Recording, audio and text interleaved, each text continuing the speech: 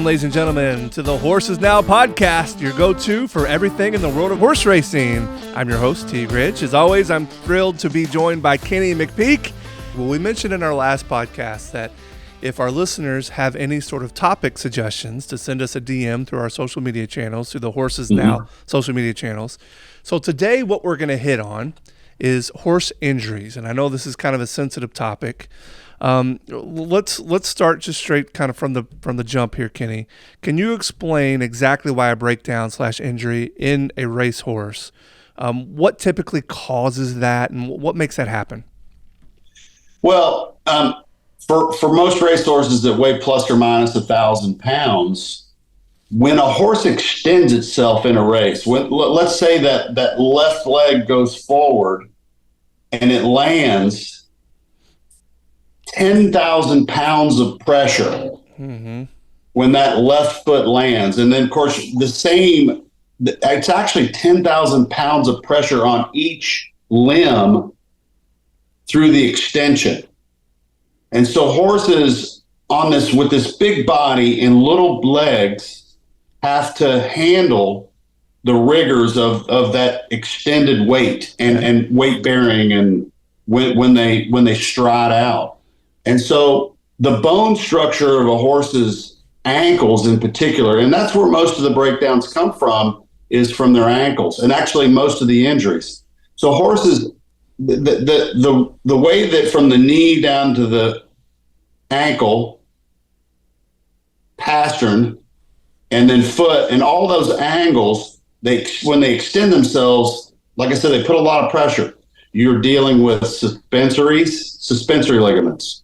You're dealing with deep digital flexor tendon, which is a tendon, the big long tendon behind the knee all the way down to the ankle. You're dealing with joints, where the joint surface and how a horse's bones move through that. The joints got to be smooth. You get what they call P1 sagittal ridge fractures. You get condylar fractures or to the cannon bone. You get sesamoid fractures, which are very, very difficult to predict.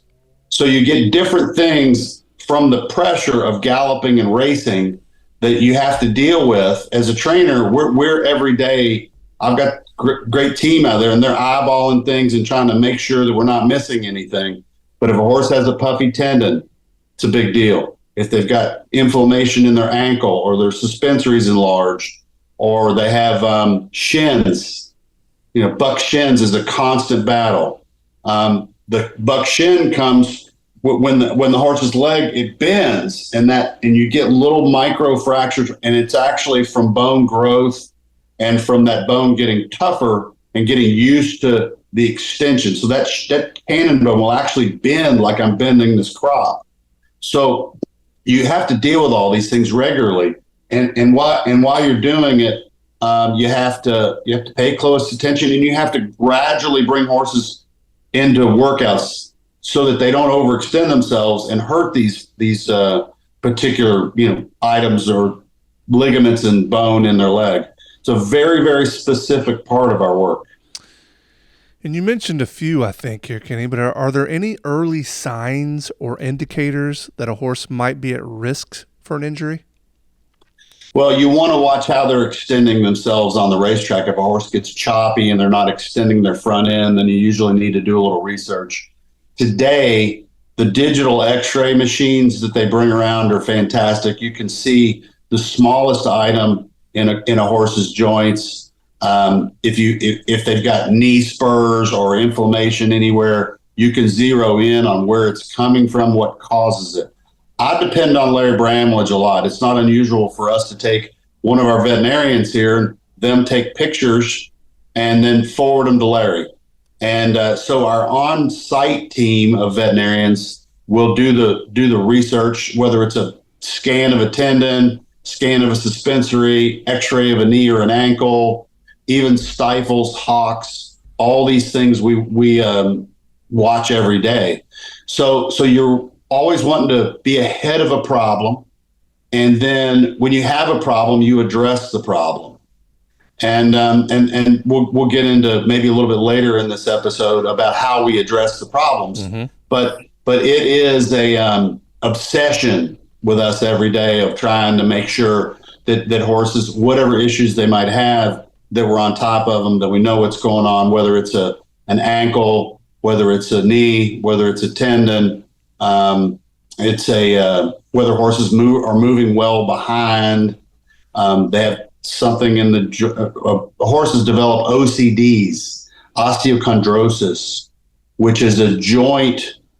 How do you explain it? The cartilage in a joint's thin, and so that horse's bones don't have quite enough protection. And these are things that we deal with every day. And most all horses that run hard have some sort of issues. Sounds like it's a pretty big part of training horses. This is understanding the injuries and how to prevent them. Oh, you have to be. It's between an athletic coach and a doctor sometimes. And the state veterinarians come around and not only analyze what we're doing, they reanalyze what we're doing. So when we enter a horse, we have to have the pre-entry vet exam. We have to have the pre-race vet exam. Then we have to have the post-parade vet exam. And in some cases, the post-race vet exam. Mm-hmm. I mean, so they're really eyeballing all these things. And, you get horses, some horses they're not all great movers. I mean, some horses are pigeon-toed and toed in and out and all the things. So they all have their way of moving. And I think that is the key. It's definitely an art, and there's nothing black and white about it. It's all gray. Kenny, how does track surface play into this? So as opposed to running on the different types of dirt, I know there's synthetic, there's dirt, obviously there's grass. How does the surface play into the injuries and the training methods? Well, we train mostly on dirt. We do have the ability to utilize a turf course at Magdalena and Lexington, and also here in Saratoga, they've got a wonderful turf course we can use. It just depends on the horse. I think it's difficult to get a turf horse ready on flat ground on turf. You need to build some strength, and I think you can even train them in sand or conventional racetrack, which is usually a mixture of loam and sand. But surface does matter, and if you've got a really long pastern horse that you think is going to struggle with a deep racetrack, you might send it out earlier in the morning when the track is freshly harrowed. There's a lot of different approaches to all that. You don't want to make a horse that's struggling with a racetrack to go over that surface at the wrong time of day. And you definitely always breeze. The fast workouts are done over a fresh racetrack. And I don't ever like going out more than 2 sets immediately after a fresh harrow, and that gives you a better chance to keep the horses healthy. Can you probably hit on this just a second ago when you were talking about the x-rays, but you're always on the cutting edge here. How has the industry evolved in its approach to preventing sort of injuries to these horses? Are there new technologies, new techniques that are being implemented? Well, that's a great question. We've got scintigraphy. We have MRI. There are, you can do full body bone scans. There's some amazing equipment out there. There is the new machine at Churchill. Shoot, I'm drawing a blank on the name of it. But you can see right deep down, and in particular, the sesamoid bones are the hardest bones to worry about as a trainer, because when a horse breaks a sesamoid bone, their career's over. And but you can't predict them. That's the problem. And the way the ligaments wrap around the ankle and the sesamoid, if a ligament pops, then that could cause a horse for the whole apparatus to come apart. So some of these scanning machines can see that there's actually maybe a little heat or lesion in a horse's sesamoid. Cannon bone fractures, we're pretty good at picking those up on conventional digital x-rays. So you'll see the horse's leg, and you might not notice any obvious inflammation because it's not a joint. But if you can find a line inside that x-ray that says that this horse could possibly be trying to condylar, then you can beat it to the punch. And Dr. Bramlage is, I've got other vets, Dr. Madison in Florida. They can actually put a screw in a condylar, and that ends up being the strongest bone in that horse's body. It'd be kind of like having a 2x4 or a piece of wood that's split, and you put a screw in it to pull it together. Then that becomes the strongest bone in their body. Personal Ensign, champion race mare years back, had, I want to say, 12 or 13 screws in a hind leg. Oh, wow. Because she had split that leg had split, and they pulled it all back together, and she ended up winning more grade ones with it. Amazing, the work that they can do. And then a common everyday injury issue is a P1 sagittal ridge chip. Okay. P1 sagittal ridge chips, when the horse's joint rolls, that top ridge of the bottom bone and sometimes the top bone will flake off. They'll flake off there. And then Dr. Bramlage, another thing he's very good at, go in and clean that off and smooth it out so that there's less friction for that horse's ankle. Now, what happens on these, and I'm going to morph into another thing we do, what happens on these is when those little micro pieces come off, it causes inflammation in the joint. So the inflammation in the joint's a problem because what it does is that it starts to break down cartilage inside the joint. So that smooth space in there, if it's got a lot of heat, it won't last as long. So we have to address that, and we do that with a lot of ice. And then we're going to talk about injections on this. And the industry's pushing us away from injections, okay, which I could understand it, but I also don't know that they fully understand it, and I'm going to try to touch on it here. Okay. Everybody that has a car, you change the oil in your car. Yep. When you change the oil in your car, the reason you're doing it is because the viscosity of the oil breaks down. And when the viscosity of the oil, it starts damaging your engine parts. And then when your engine parts start getting damaged, then your engine ceases to run. So for those of us out there that change our oil every 5, 7, 10,000 miles or 20,000 miles, whoever's out there. But when you don't change your oil, you're going to risk your car going bad. So racehorses, how does that, what kind of analogy is that? Okay. You're always sitting there going, here's why. Because when a horse gets pressure in the ankle, the viscosity of the fluid, because of the heat in the ankle, it starts to thin the fluid, just like your car oil. And so when that fluid gets thinned, then the joint of the horse deteriorates quicker. And so like me not wanting the engine of my car to go bad, I don't want my racehorse to go bad either. Right. And so a trainer's job is to analyze these things, put a veterinarian team together, and let's do what is absolutely the best thing in the world for this horse. And so what's the best thing? So there are a list of veterinarian products out there. Hylartin is the one I'm going to use now, but there's different types that all do the same type of thing.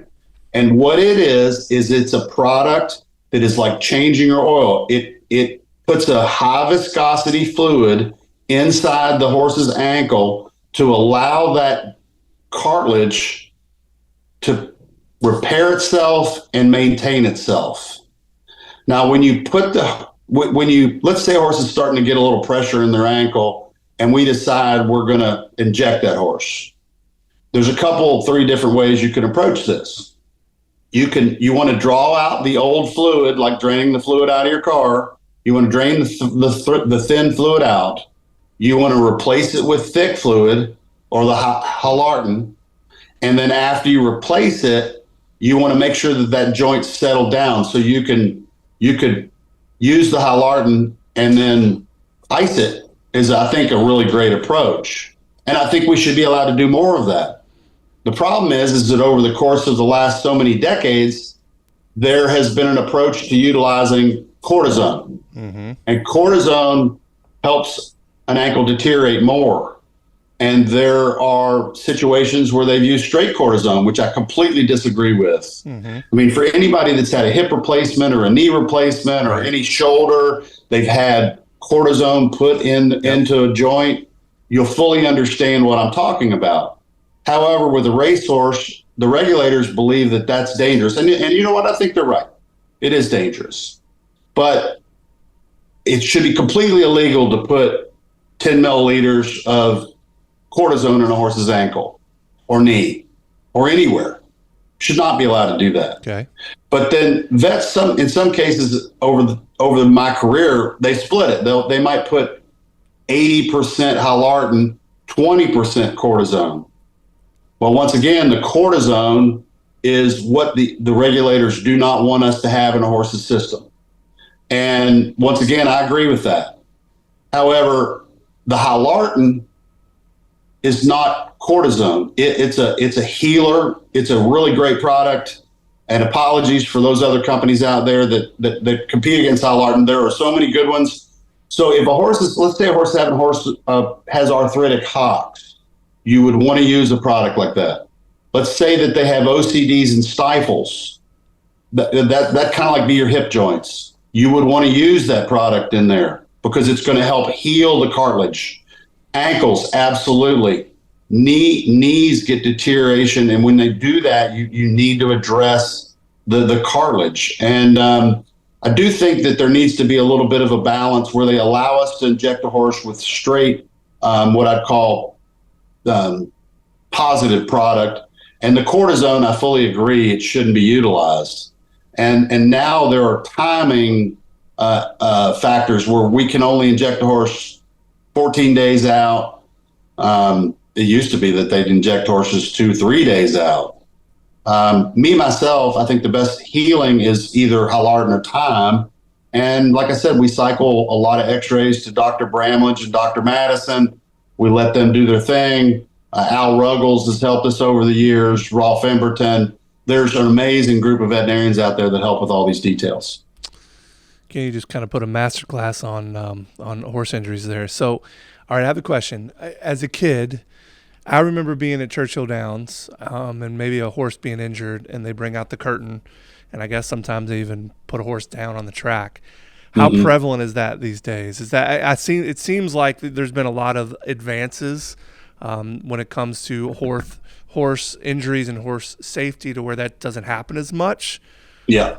They've cut those numbers in half. Okay. And prior to the kind of most recent regulations, maybe 1 or 2 in 1,000 during the races, which was too many. And then now the number, I think, is 0.7 in 1,000 right now. Oh, wow. So it's pretty small. It's pretty small. But it's devastating when it happens. Oh, absolutely. I mean, it crushes us when it happens. I mean, I haven't had, knock wood, I hadn't had one in a while, but man, I tell you what, it's gut wrenching whether it happens in the morning or the afternoon. And usually these are sesamoids and cannon bones that do that. Okay. Cannon bones are easier to predict. Condylar fractures are relatively easy to predict. Sesamoid bones, I can't predict them. And I don't think anybody can. And sometimes if a horse is in a race and let's say the lead horse makes a stride and creates a hole, and then another horse hits the hole, and another one hits the hole, and then one comes in behind it and hits it. And it's rare, but those things are impossible to predict, and they're gut-wrenching when it happens. Sure.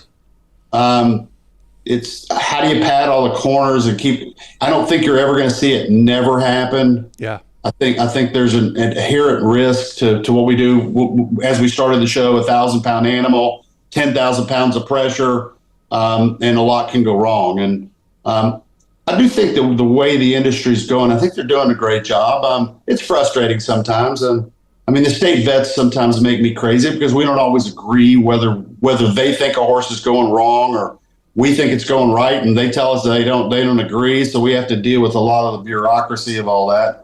But I do think that the fact that they've lowered them is positive. And we'll argue with them every day. No, we think this horse is fine. Why are you doing this? No, you should let this horse run. But they're doing their job.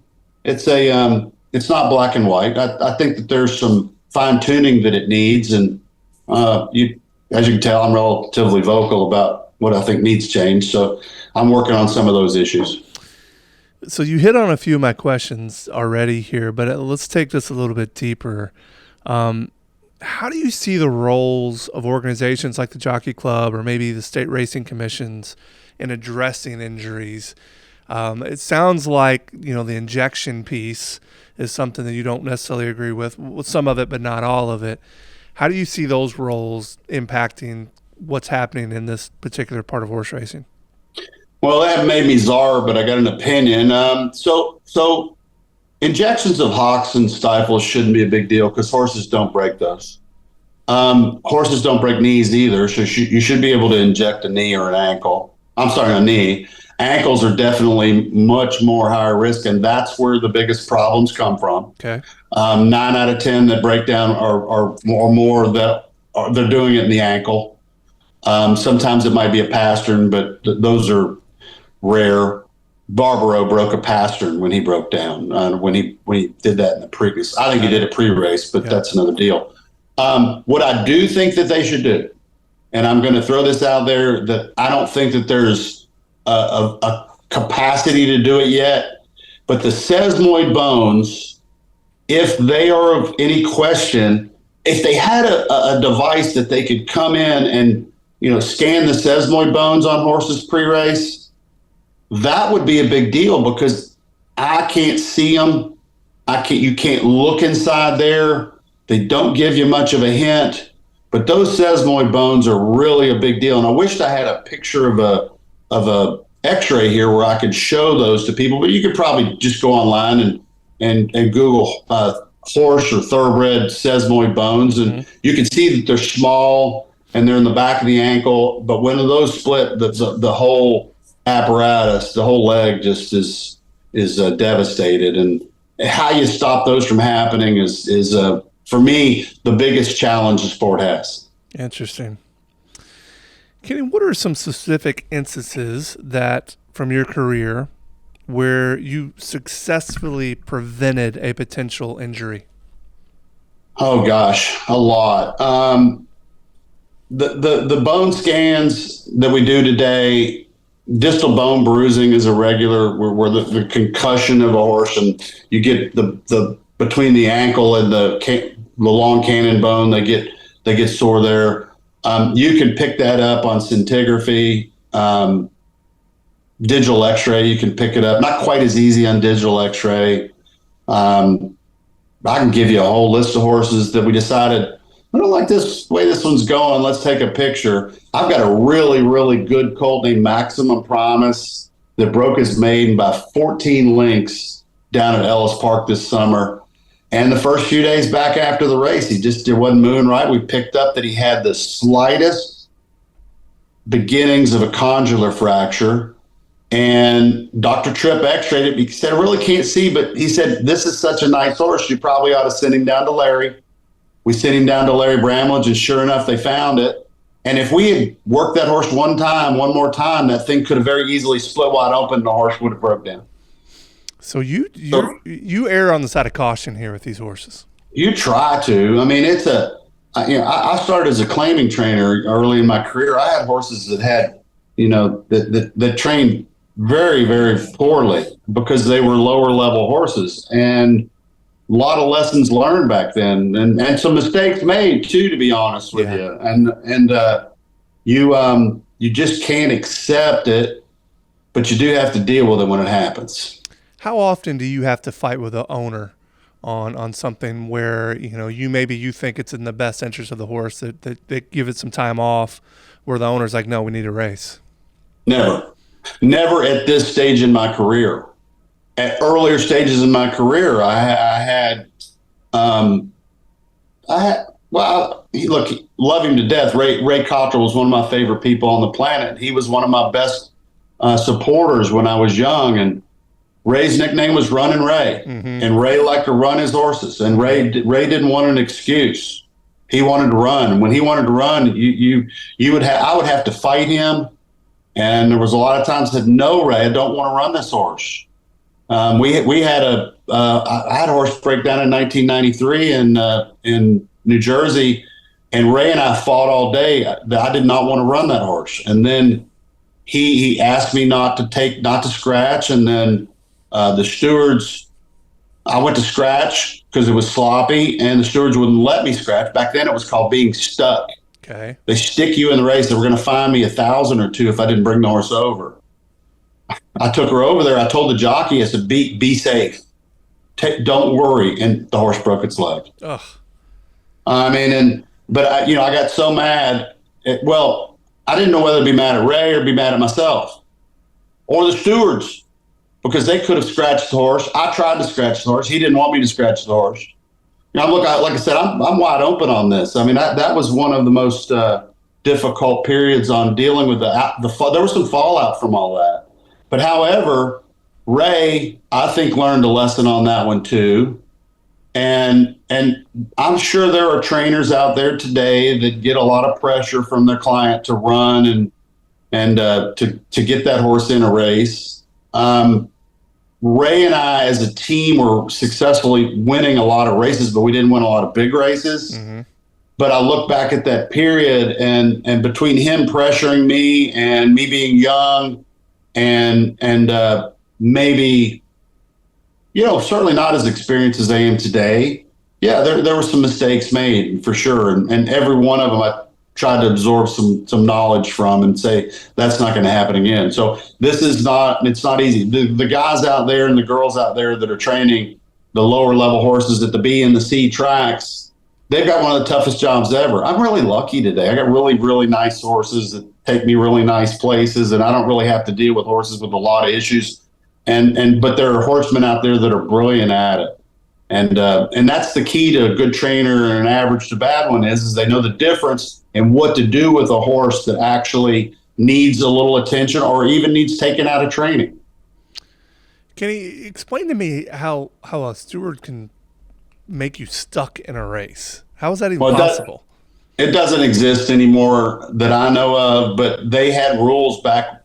This was in over 30 years ago when that filly broke down. Mean Doris Jean. That was a different era. Gotcha. They do not stick you today. If you say you want out because of track condition, they allow you out. You might lose your date, your start date, which is the topic that we probably could hit on some point.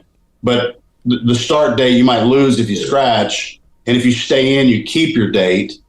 So that's another issue. But it's it's ongoing. I certainly want to hit on start dates and scratches at some point. That always kind of fascinates me when a horse late scratch or scratches in the morning. Obviously it changes all these races when that happens. So we'll do that at a different time. There's no stuck anymore, but the older trainers would remember being stuck in a race. Gotcha. All right, last question on injuries here. With the current focus on horse welfare, where do you see the future of horse racing in terms of preventing these injuries and these breakdowns in these racehorses? Well, I think that they definitely moved it in the right direction. I think that it's going to be really hard to make it a zero game. It's going to happen. Horses just the nature of it all, and the speed factor and unpredictable part of it. But I think the industry is doing an excellent job at this. I think that the regulators, like I said, we don't always agree with them, but I like it at this stage, and I think it's I don't know how much more it can evolve though. Mm-hmm. In some cases, we think that some state vets go too far, and they keep us from being able to actually participate and run a business, and they scratch too many. I think they void too many claims, which is a whole nother topic. Okay. Voiding claims, which we'll touch on. When a horse it gets claimed out of a race, the regulatory vet after the race has the right to void it. I myself think if a horse runs a respectable race and wins or runs fourth or better, that claim should be valid and eliminate the human element. But in some cases, they're voiding 10, 12, 15% of the claims, which is the claiming game is the art of it all, trying to find a horse that you can improve off somebody. But whole nother topic. We could talk about claiming game on another podcast. Awesome. Well, Kenny, that's a wrap for the episode of this episode of Horses Now. Thanks for tuning in and right along with us. If you enjoyed the conversation, please be sure to subscribe to the podcast so you never miss an episode.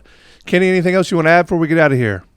No, I think we touched on the last episode, but the Magdalena Racing partnerships, we're filling them out. We're going to have a whole lot of horses to offer after the Keeneland September sale and even the Fasig-Tipton October sale. I think we're going to be looking for people that want to play the game, and I've got a lot of nice people that already take those shares. But if anybody wants to play on that, let us know, and otherwise, I'll see you at the races.